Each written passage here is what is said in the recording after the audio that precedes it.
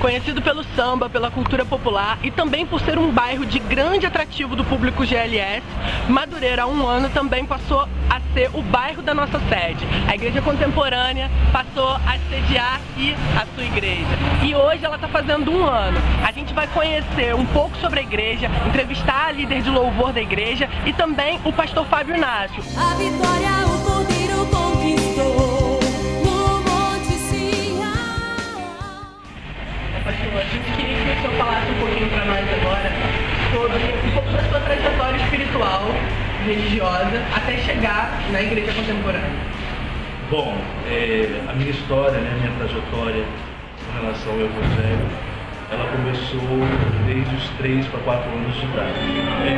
Eram várias casas no sítio e lá eu tenho um tio que ele é pastor de uma outra denominação da Assembleia de Deus, onde existiam alguns cultos na casa dele, ele também frequentava, ele ia para a igreja também, junto com os meus primos. Então ele sempre me levava, juntamente com a minha tia. Eu fui a primeira pessoa da minha casa a estar participando, a estar frequentando. E desde aí já tomei aquele gostinho pelas coisas de Deus, pela igreja. E fui crescendo, fui chegando à infância, a adolescência, e até o momento que minha mãe aceitou Jesus em uma outra denominação, na Igreja Universal, e eu passei a acompanhar minha mãe na Igreja Universal. Desde aí eu fui desenvolvendo, na minha adolescência, na Igreja Universal, esse amor, esse chamado, de Deus para a minha vida. E com 18 anos eu cheguei a ser pastor da Igreja Universal, e até os 24, 23 anos, 22 a 23 anos. E nos 23 anos, eu cansei de esconder aquilo que realmente eu era, ou melhor, aquilo que realmente eu sou, e me afastei do Evangelho, até que com 25 anos para 26 anos eu conheci a Igreja Cristã Contemporânea. Cheguei na Igreja Contemporânea bem frustrado espiritualmente, porque quando eu saí da igreja, da Igreja Universal, eu achava que não era mais aquilo ali para mim, que o Jesus não me amava, mas mesmo assim eu sentia falta de um pedaço de mim. Cheguei aí em outras religiões, mas não era aquilo que eu estava acostumado, não era aquilo que eu buscava. Talvez seja a história de você que está em casa também, E tentei em várias outras igrejas, várias outras religiões, de outras formas, e não consegui. E foi quando um amigo meu pela internet falou que comemoraria o aniversário dele numa igreja. E eu falei pra ele que ele estava louco, porque como ele ia comemorar o aniversário da igreja, estava chamando um montão de gente, Aí ele, não, porque, desculpe a palavra, a igreja leva o babado. Aí eu falei, igreja do babado? O que é isso? Aí ele me explicou que era uma igreja que aceitava. E eu fiquei bem receoso, de visitar, porque eu achei que era uma bagunça, que Deus não estava nesse lugar e tudo. E guardei aquilo.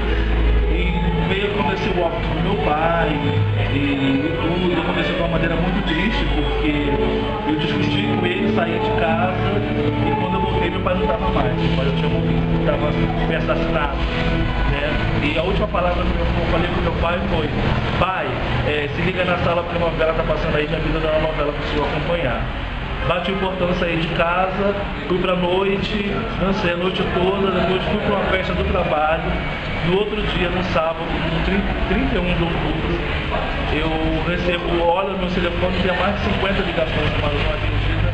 Era da minha casa, porque meu pai estava no hospital, fui assaltado, reagiu um assalto, levou um tiro e não resistiu. Eu não consegui mais falar com meu pai, e aquilo mexeu muito comigo. Eu entrei numa depressão, não sabia mais o que fazer. E um dia muito triste, saindo do trabalho no centro da cidade, eu falei, hoje tem culto naquela igreja, porque eu gravei os dias de culto, quando ele me deu, mesmo contrário a tudo aquilo, achando que não era aquilo que eu queria, que era uma bagunça, eu ainda tive coragem de pegar o site e olhar, Então eu olhei e gravei hoje tem culto naquela igreja. E eu cheguei naquela igreja, eu lembro muito bem daquele quadro que tá ali, ele será chamado, Eu sentei embaixo daquele quadro ali numa cadeira, E o pastor Marcos, que hoje é o meu esposo, né? Ele já estava pregando e eu só chorava. Eu não falei com ninguém quando entrei, não falei com ninguém quando saí, todo. E voltei no domingo, depois voltei na outra quarta-feira, depois voltei. Depois fiquei 2 meses sem ir, porque eu achei que aquilo ali era tudo uma ilusão, que aquilo ali não tinha nada de Deus, mesmo me sentindo bem. E foi quando eu, uma vez mal ainda, resolvi voltar e voltei para nunca mais sair. Hoje eu estou aqui, Deus transformou a minha vida. Hoje eu me aceito, eu sei que o Senhor me ama, do jeito que eu sou. E Deus tem se revelado a mim, né, para ser canal de bênção, de vida e transformação na vida de outras pessoas também.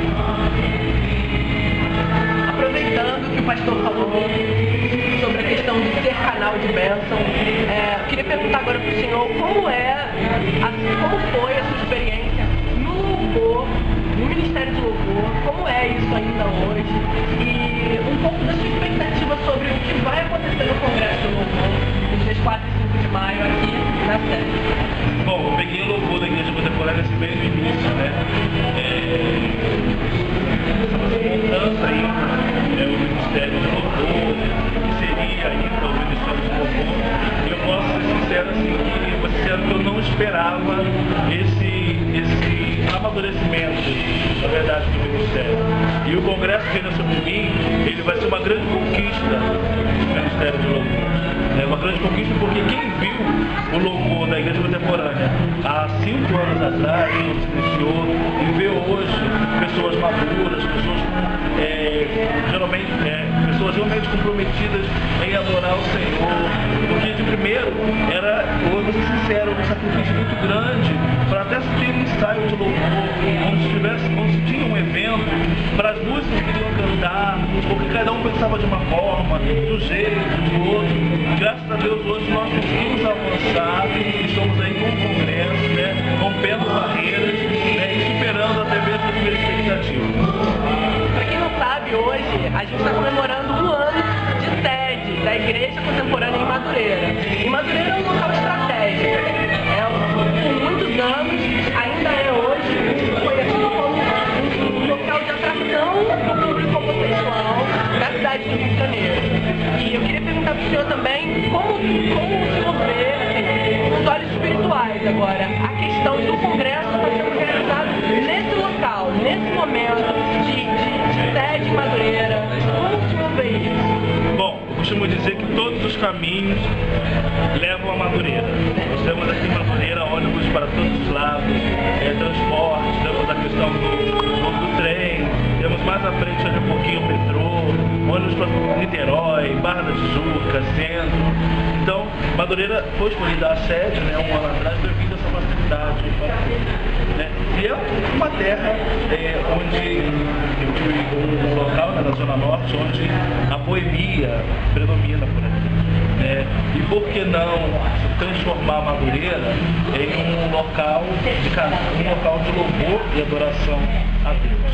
Esse é o objetivo, né, do Congresso que é sobre mim, é chegar e transformar mesmo uma nação de adoradores, pessoas com compromisso, o entender, né? Muitas pessoas que vêm aqui da igreja hoje eram envolvidas com situações, com músicas, né, fora da igreja. E o Congresso veio para trazer também inclusão, principalmente para o gay, né? Porque muitos gays pensam que a questão da inclusão de tudo é só balada, é só boate, é só farra. Ou direitos civis também. Mas o gay precisa ter uma cultura mais ampla, uma cultura musical, uma cultura de adoração. E o Congresso que veio sobre mim, ele vem dar o pontapé para esse grande boom do louvor e adoração.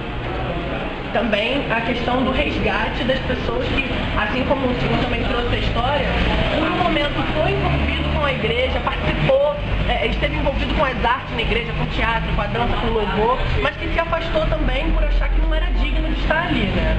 O senhor também tem a consciência. E isso, lógico, não só como a questão do louvor, mas como a questão da adoração em si, né? Tanto exemplo, adoração, cumprindo o vídeo do Senhor através do teatro, adoração através da música, né, adoração através da dança também. Então, assim, o congresso está recheado de atrações e eu creio que vai tocar no coração de muitas pessoas. E o que significa para o senhor o tema Reina Sobre Mim? Qual é o significado do título? Bom, eu já estou pesquisando, né, porque eu sou um dos palestrantes do congresso, né, e o Reina Sobre Mim é você dar autoridade, né, autoridade a uma pessoa para que ela venha a ser superior a você, que ela venha a ser algo além, algo acima de você, entrego a ti. Então é isso que o congresso busca, pessoas que se curvam, se dobram e que declaram que só o Senhor é Deus. Para encerrar, eu gostaria de pedir que o senhor deixasse uma chamada para as pessoas que vão nos assistir e convidasse elas para estar conosco nos dias 4 e 5 de maio. Bom, você é o nosso convidado especial, dia 4 e 5 de maio, aqui na Igreja Cristã Contemporânea de Madureira, o Congresso Reina Sobre Mim. 2 dias de louvor, dança, adoração, teatro e presença de Deus, que é o mais importante. Não falte, espero por você aqui.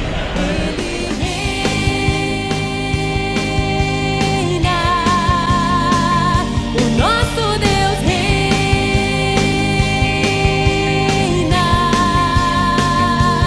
e ao som do seu louvor todos se prostrarão. É o rugido do leão de Judá. Bom, agora estamos com a diaconisa Alexandra, líder do louvor aqui na Igreja Contemporânea de Madureira. Diaconisa, um prazer estar aqui com você. Queria saber um pouco sobre a sua trajetória no louvor da Contemporânea. Como foi? Como foi a sua chegada? Como foi a sua experiência hoje aqui com Eu cheguei na Igreja Cristã Contemporânea, já era do Ministério de Louvor, né, de outra igreja, né, e cheguei até a igreja e comecei a participar do coral da igreja, que é o Coro Louvarte. E daí então eu fiquei ali por 1 ano e aí eu fui chamada para ser do Ministério de Louvor, passei por todos os discipulados, vim a consagração e fiquei como levita só alguns meses e aí para ser líder do Ministério de Louvor. Agora a gente queria saber como tem sido a preparação para o Congresso de Louvor que acontecerá nos dias 4 e 5 de maio aqui na sede. Como tem sido a sua preparação espiritual, a preparação do grupo, do Ministério de Louvor e também a preparação vocal para o Congresso? Na verdade, assim, a preparação espiritual ela é diária, né? Nós estamos fazendo jejum, oração, busca e tem separado alguns dias. Eu fiz um propósito com Deus que antes de qualquer coisa no dia, antes mesmo até de escovar o meu dente ou até me olhar no espelho, eu iria ter um momento com o Senhor, como primícia, né, em prol do Congresso. E isso está acontecendo e o inimigo está se levantando, né, ferozmente, a ponto de estar tentando me atacar na minha vida profissional, né? Na minha família, na minha caminhada, mas isso só fortalece que grandes coisas vão acontecer no dia do Congresso. Eu também tenho sentido isso. Acho que todos nós que estamos envolvidos com o Congresso temos passado por essas afrontas, por essas batalhas que não são fáceis, mas a gente sabe que nós somos mais do que vencedores em Cristo Jesus. E eu queria te perguntar sobre isso também. As suas expectativas, porque a batalha é grande, é porque a vitória é maior ainda. É verdade. Quanto maior o gigante, né, maior é a vitória. E eu queria saber de você o que você espera, você como serva, espera os resultados. Se a gente vai conseguir alcançar, a gente não, mas o Espírito de Deus nos usando. Assim, o que você acha que nós, enquanto igreja, conseguiremos naqueles dias de congresso? Eu acredito que vai conseguir ainda mais pós-congresso. Eu acredito que nesse grande dia onde vai ter o congresso, dia 4 e 5, né, de maio, vão acontecer grandes coisas. Mas o que vai repercutir depois desse congresso é o que vai dizer qual foi o grande a obra do Espírito Santo nesse lugar.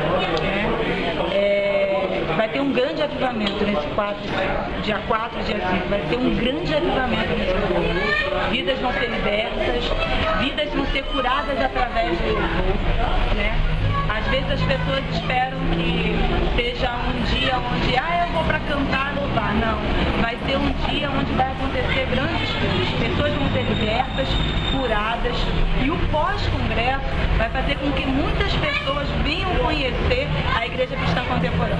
Pessoas que estão desacreditadas da caminhada com Cristo, essas pessoas elas vão ser alcançadas, né, pela obra do Senhor, e elas vão estar congregando conosco, e assim, vocês vão poder testificar disso.